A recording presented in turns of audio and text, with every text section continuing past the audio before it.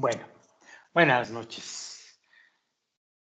Vamos a grabar ahora algo sobre el Rabbi Yehuda Shlag, el Bala Sulam, después de haber grabado algo del Ari, y después nos vamos a meter al Rabash, y con eso el Rav Lightman nos da una breve descripción biográfica de estos tres grandísimos cabalistas.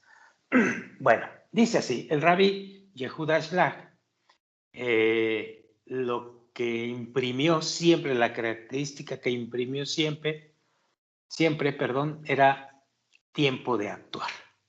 Veamos qué dice así. Sabía que el tiempo apremiaba. Susurró al oído de Ben Gurión la manera de establecer un Estado real, independiente. Realizó todos los esfuerzos posibles para difundir la sabiduría de la Kabbalah.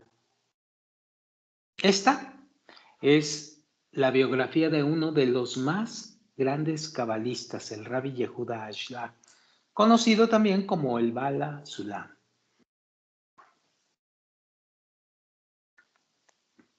En una tempestuosa tarde de invierno en Polonia, dice el Rav Lightman, el Rabbi Yehuda Shlag regresó a casa aún más retraído que de costumbre. Colocó su abrigo en un rincón de la habitación y se sentó pensativamente en el sofá. No pronunció ni una sola palabra. Después de un largo silencio, le informó a su familia. Estamos en el umbral de una nueva era, decía. Ya no puedo permanecer más en Polonia. Ha llegado la hora de hacer aliá, o que en español significa emigrar, hacer aliá a Israel.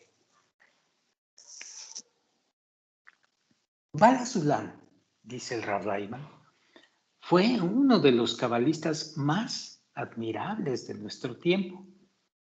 Una de esas almas singulares que vino a este mundo a traernos la sabiduría de la Kabbalah y acercarnos a una vida más plena, llena de paz y unidad.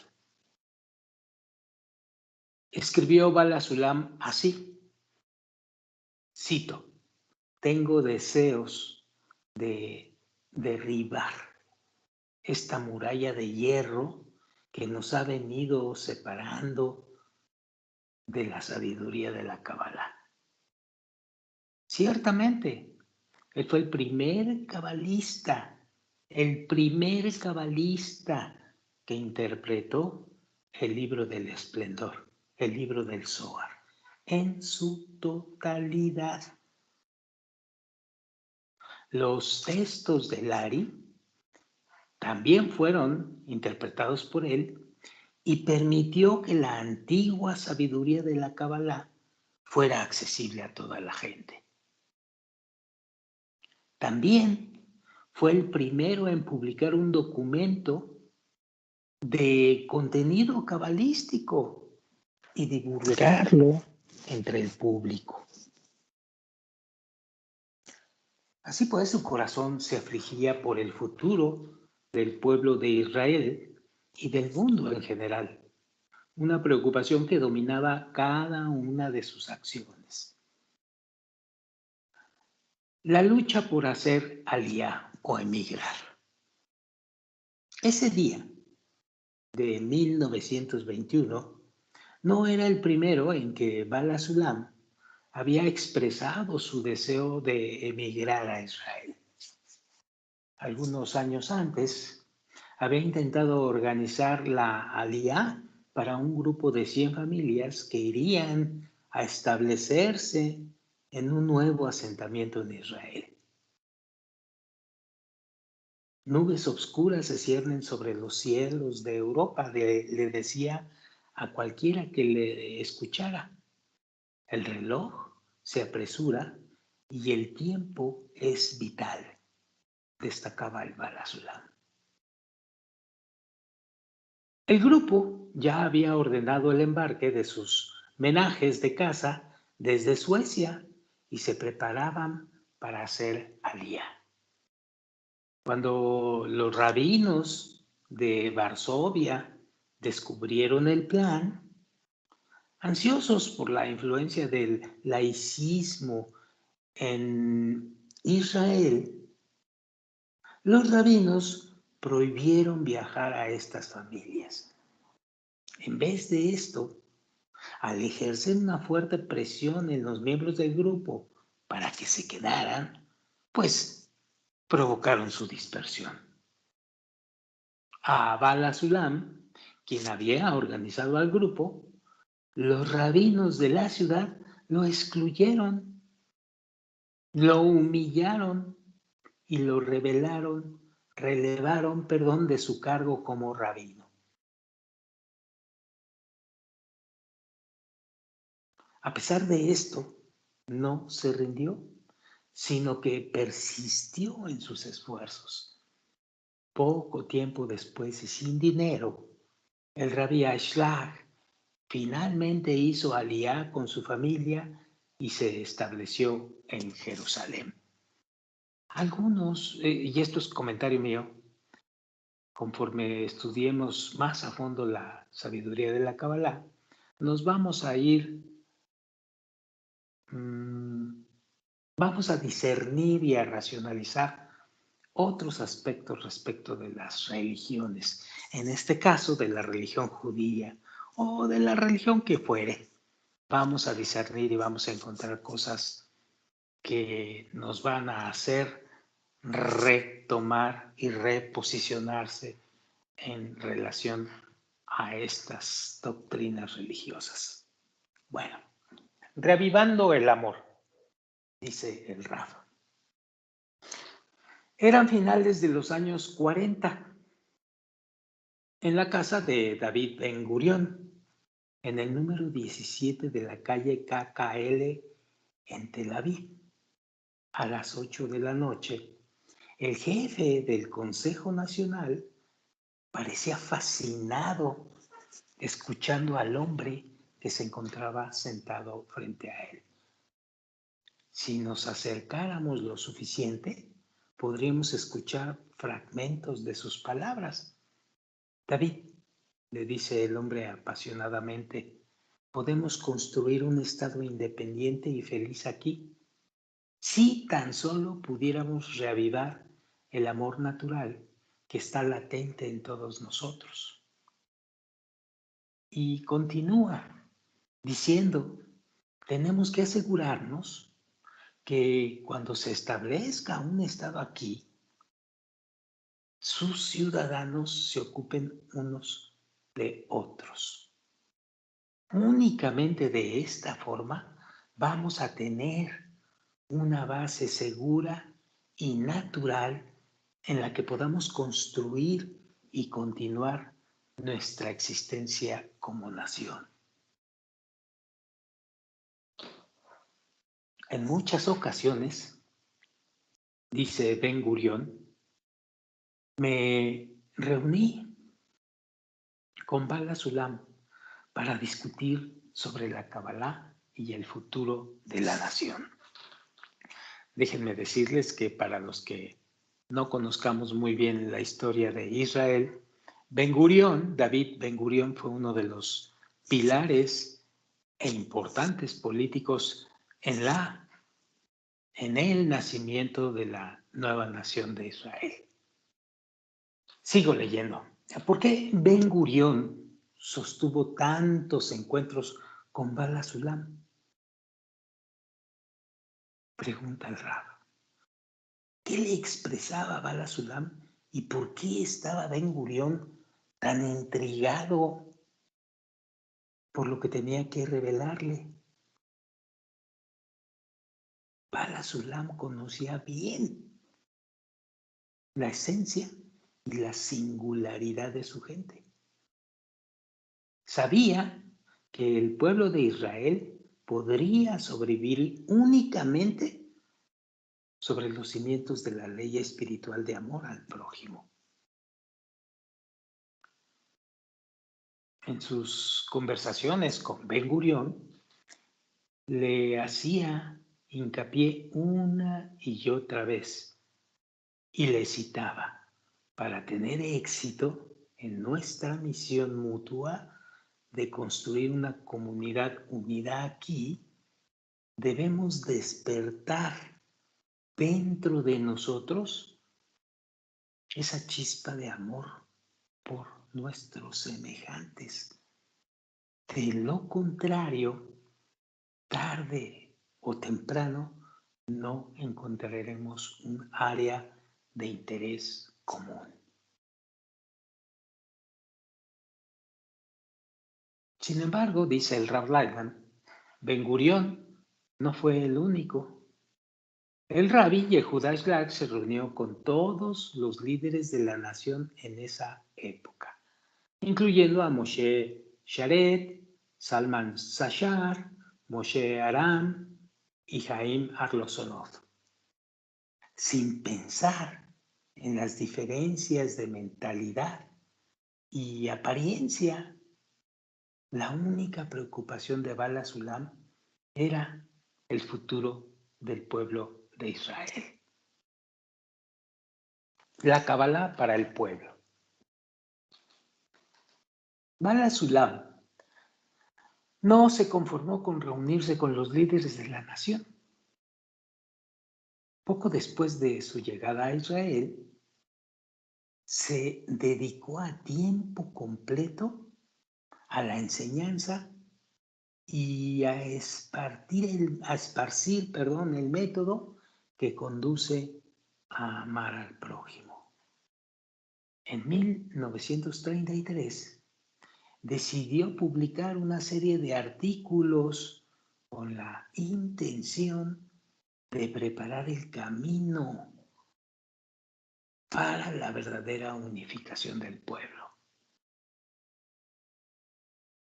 Entre comillas, Tiempo de Actuar fue su primer artículo y el título da testimonio de la firme intención de Bala Sulam por lograr que la sabiduría de la Kabbalah estuviera al alcance de nuestra generación.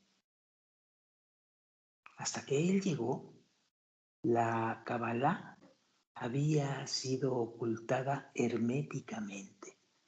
Sin embargo, todo eso estaba a punto de cambiar. Bala Sulam, en su libro La sabiduría de la Kabbalah y su esencia, nos lega este fragmento que dice así: me siento feliz de haber nacido en esta generación en que ya se permite difundir la sabiduría de la verdad.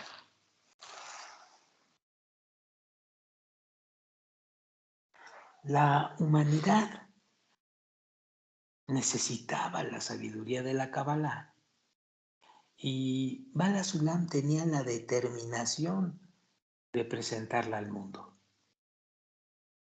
Como una parte muy importante de sus esfuerzos de diseminación, Bala Sulam interpretó los textos escritos por el Ari y publicó sus comentarios en una composición trascendental de 6 volúmenes. Sí, 6 volúmenes. Y la llamó el estudio de las 10 Sefirot. En la introducción a la obra, Bala Sulam escribió que estaba destinada a que cualquier persona pudiera responder a la pregunta: ¿cuál es el significado de mi vida? ¿Por qué estoy aquí? ¿Por qué veo lo que veo? ¿Qué pasa en esta vida?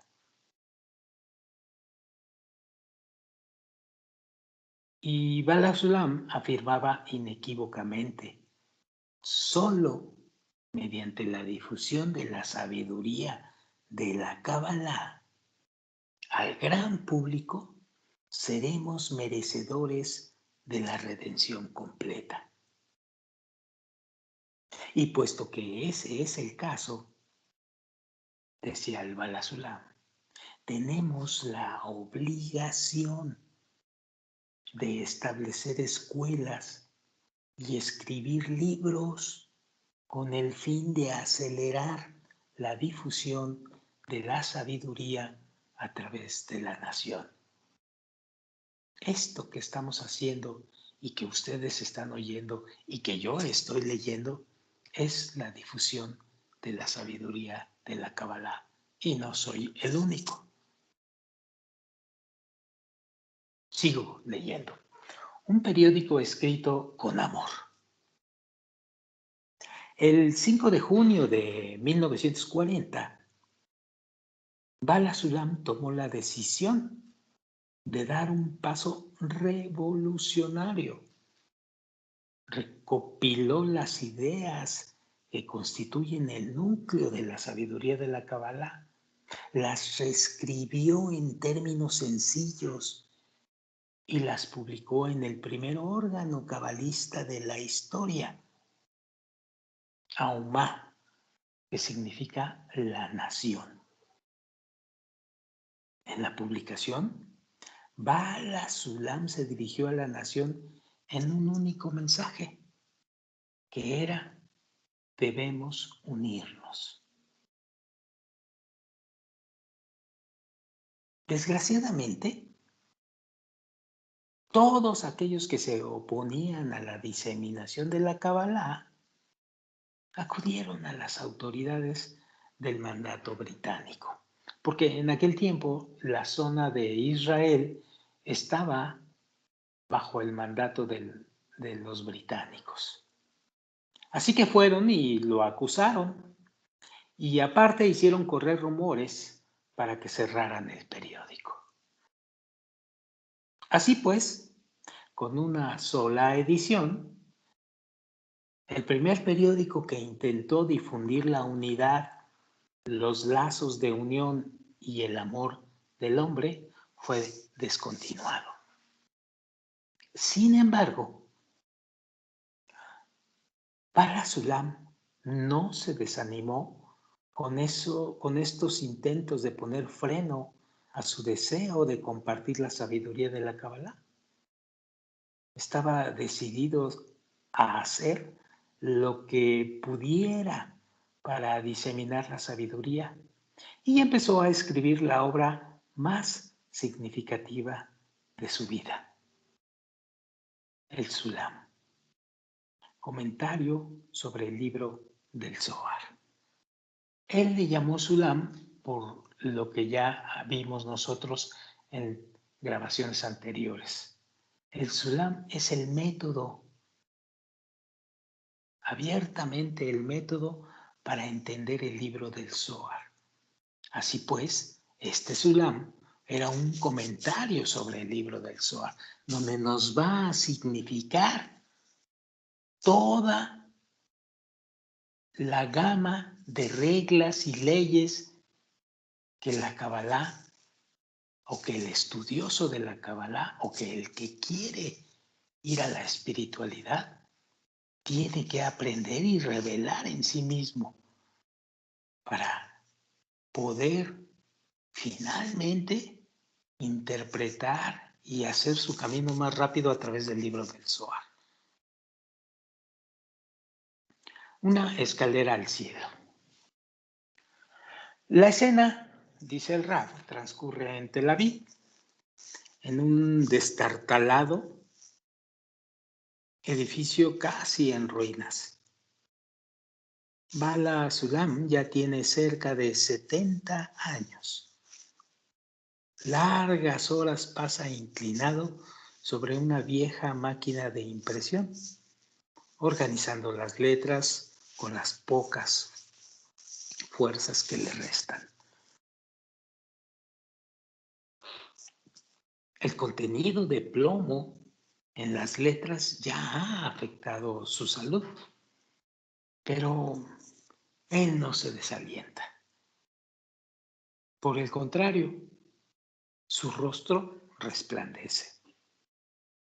Siempre piensa en debo continuar o concluir mi trabajo, porque el destino del mundo entero está comprometido. Se endereza, respira profundamente y continúa con su trabajo. Así, Bala Sulam reúne las pocas fuerzas que le quedan para salir de su lecho de enfermo, haciendo caso omiso a las órdenes del doctor para que descanse y continúa escribiendo. Trabajaba 18 horas al día. Cuando se quedaba dormido, su esposa estiraba los dedos de su mano para sacar el lápiz de su puño ya muy artrítico y cerrado. Puesto que no podía contratar a un tipógrafo, Bala Sulam hacía la composición tipográfica él mismo. Colocaba cada letra en su lugar, preparando el libro del Zohar para su impresión. Quien sabe lo que el proceso de impresión de principios del siglo, de la primera mitad del siglo XX, sabe que ese proceso pues no es de una sola persona y que es un proceso muy detallado y muy complejo, además de muy cansado. Bala Sulam lo hacía solo. El rabino Yehuda Shlag completó su tarea. Nos legó el Sulam, que es el comentario sobre el libro del Zohar, así como el estudio de las 10 sefirot, que es un estudio completo de las obras del Ari. Preparó el camino para que nosotros encontráramos la felicidad, la integridad y la eternidad. Todo lo que necesitamos hacer es seguir este camino y subir por la escalera espiritual que Él colocó. Una escalera apoyada en tierra y cuya cima tocaba los cielos, como dice en Génesis 28:12. Me parece de gran importancia que se dé cumplimiento a los esfuerzos del Rabbi Shlag. Siempre he lamentado la falta de una traducción al hebreo de El Zohar. En realidad, es cierto que el Instituto Bialik publicó una traducción parcial, pero sería conveniente que este libro llegara a las manos del lector hebreo, que no entiende el arameo completamente. Este gran libro ocupa un sitio muy importante en la vida espiritual de nuestro pueblo. Esto lo decía Ben Gurión en sus archivos, en su correspondencia del 6 de enero de 1960. Quiero decirles que las traducciones del Zohar del arameo al hebreo las ha realizado el doctor Michael Lightman a través de su trabajo de más de 20 años en esta sabiduría. Bueno, este fue, así a grandes rasgos, lo que podríamos hablar de el Bala Sulam. El punto número 4, o el capítulo 4 de este texto, o de esta parte de este texto, se refiere al Rabbi Baruch Shalom Halevi Ashlag, que le decían el Rabash, hijo del Bala Sulam. Vamos a ver cómo lo sintetiza el Rab Lightman aquí. Dice así: el Rabbi Baruch Shalom Halevi Ashlag, el Rabash, hijo y sucesor del Rabbi Yehuda Leib Halevi Ashlag, es decir, el Bala Sulam, a pesar de su alto nivel espiritual, fue un hombre humilde y pasó su tiempo estudiando y escribiendo. Es difícil encontrar palabras para describir al menos una fracción de su enorme contribución a nuestra generación y a las futuras, dice el Rab Lightman. El linaje dorado. En muchos sentidos, Rabash fue el último de un linaje dorado, el eslabón final de la cadena de los más grandes cabalistas. Esta, dice el Rab Lightman, comenzó con Abraham el patriarca y se acabó con el Rabbi Yehuda Ashlag y su hijo, el Rabash. El papel del Rabash es quizás el más significativo para nosotros, ya que nos conecta con todos aquellos grandes cabalistas, con sus trabajos. Él adaptó el método de la Kabbalah para nuestra generación. El Rabash fue el maestro directo del Dr. Michael Lightman. Sigo leyendo. Aunque estaba en la cúspide de la escalera espiritual, Rabash se mantuvo muy bien conectado con la gente, que solo quería saber si existía algo más elevado de lo que este mundo podía ofrecer. Debido a su alto nivel espiritual, comprendió por qué aquellos de nosotros que han estado viviendo hacia el final del siglo XX necesitamos descubrir el secreto de la vida. Pudo adaptar la sabiduría de la Kabbalah en un lenguaje fácil, directo y muy apropiado a nuestra generación.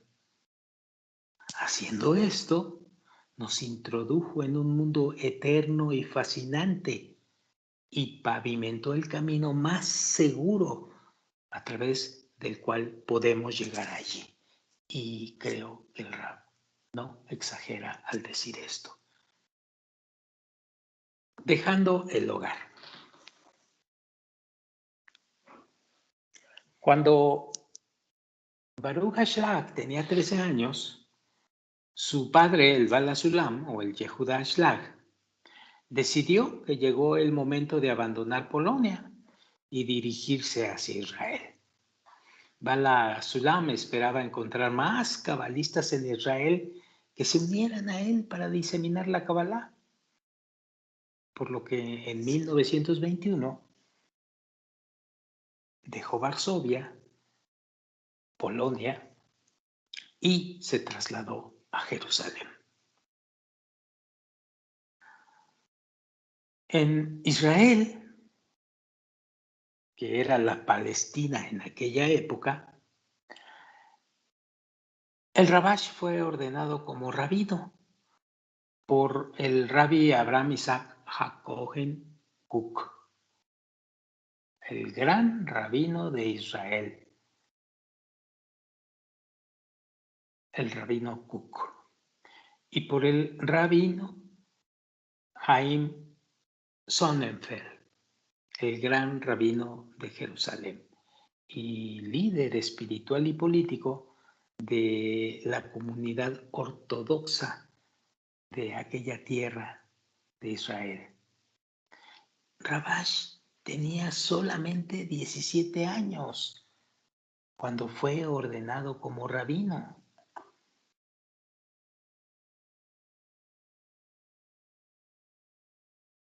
discípulo de su padre.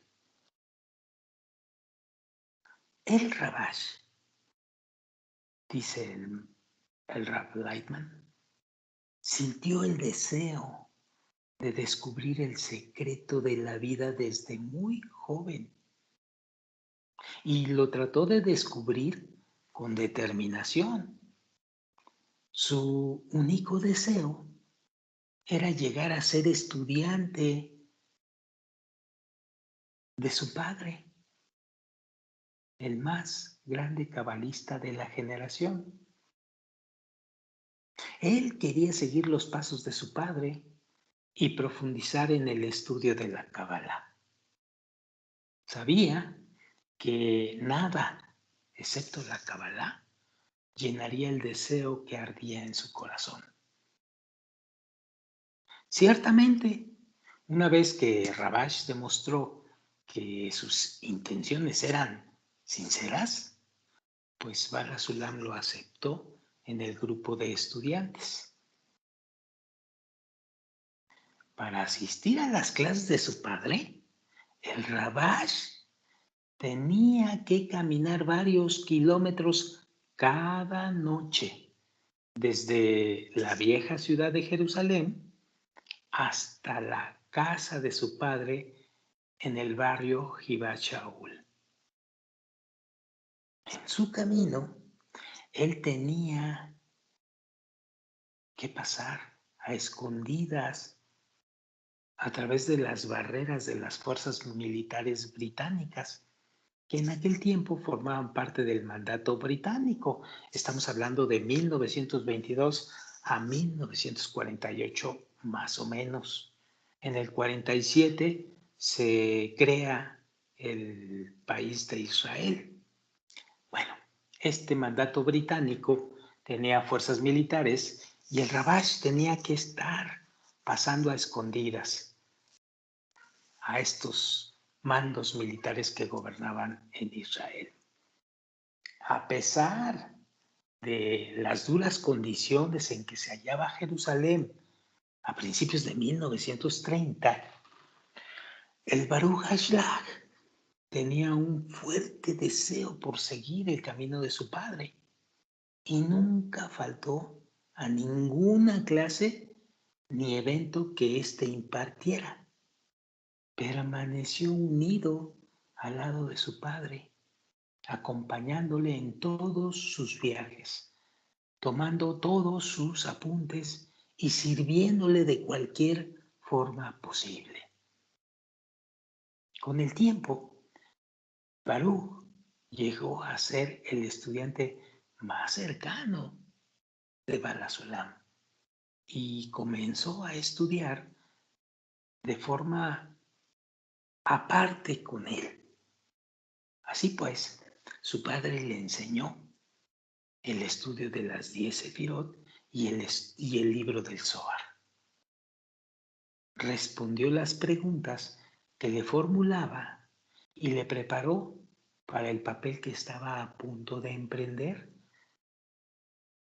que era diseminar la sabiduría de la Kabbalah a las masas, con el lenguaje más claro y más adecuado para nuestros tiempos. Shamati. Rabash, el estudiante aplicado, escribió todo lo que había escuchado de su padre en un cuaderno llamado Shamati, que en español significa yo escuché. Reunió miles de notas documentando las explicaciones de su papá, del Bala Sulam, sobre el trabajo espiritual de una persona. Este libro es verdaderamente una obra maestra de espiritualidad. Lo vamos a leer y vamos a entender y revelar muchas cosas si es que logran revelar los estudiantes este libro, que es, aparte de ser muy profundo requiere de muchos años de esfuerzos espirituales particulares de cada estudiante. Bueno, en él se reunieron miles de notas documentando, les decía, las explicaciones de Bala Sulam sobre el trabajo espiritual de una persona. En su lecho de muerte,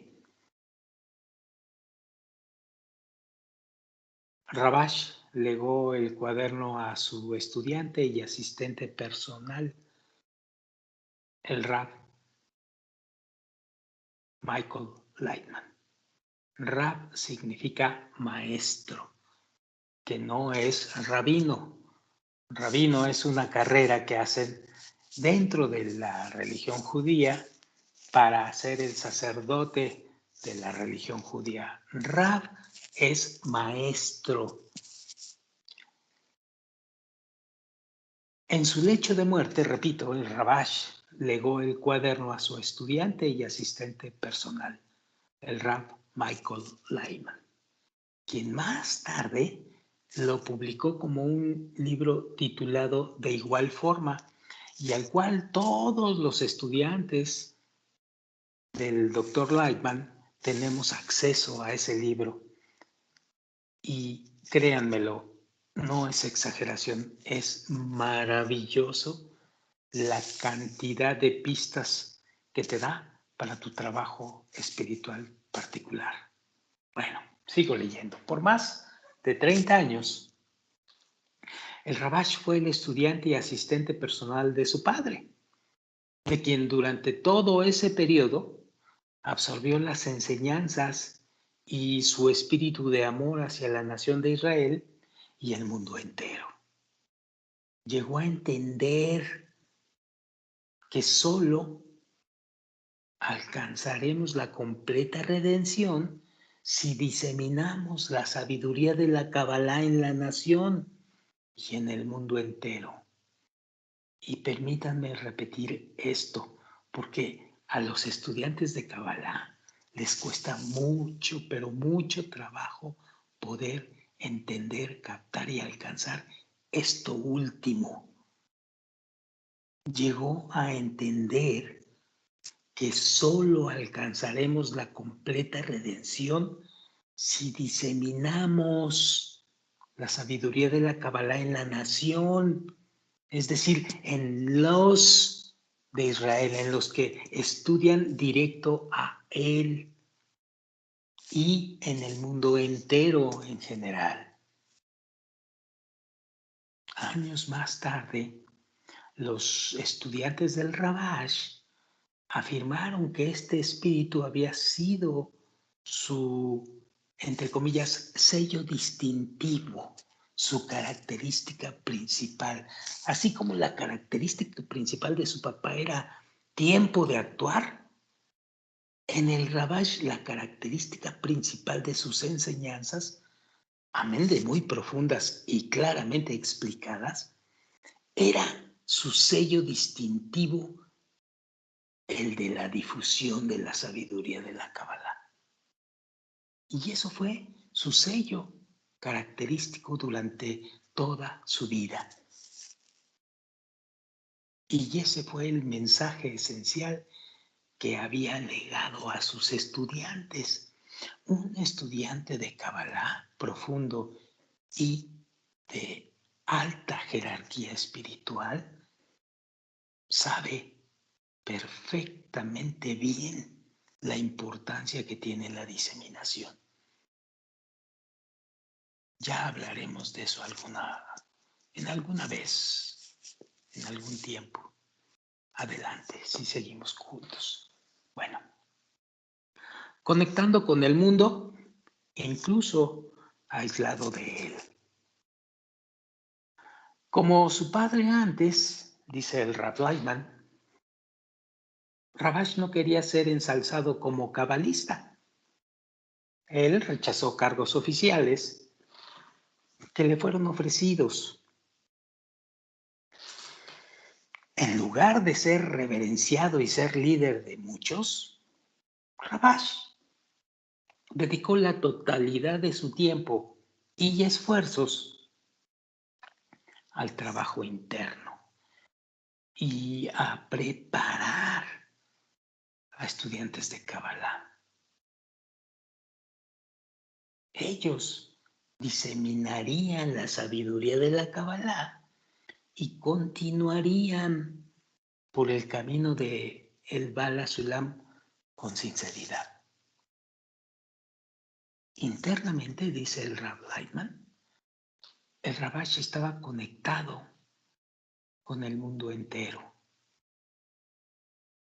Externamente, sin embargo, era un hombre apartado.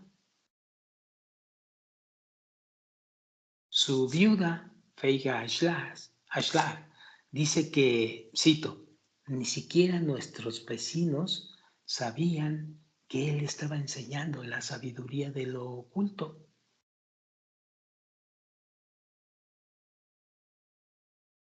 Pero a pesar de su modestia, aquellos que realmente buscaban encontraron su camino junto al Rabash. Su principal estudiante y asistente, el Rav Michael Lightman, autor de este libro, dice que entre quienes se acercaban a él estaban renombrados rabinos que discretamente iban a la casa del Rabash para estudiar la sabiduría de la Kabbalah.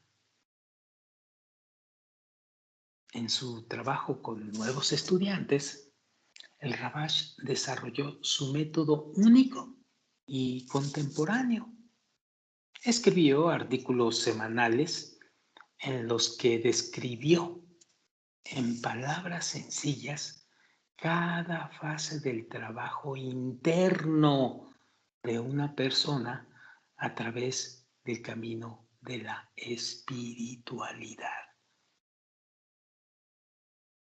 En ese sentido, él nos confió un verdadero tesoro, un método completo y probado que puede hacer que cada persona logre percibir el mundo espiritual.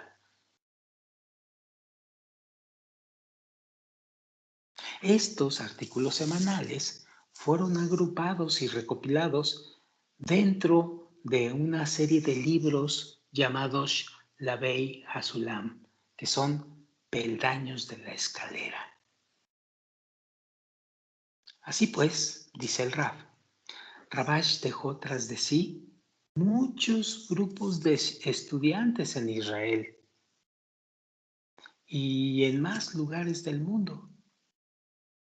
Estos grupos continúan estudiando sus libros y los del Bala Sulam.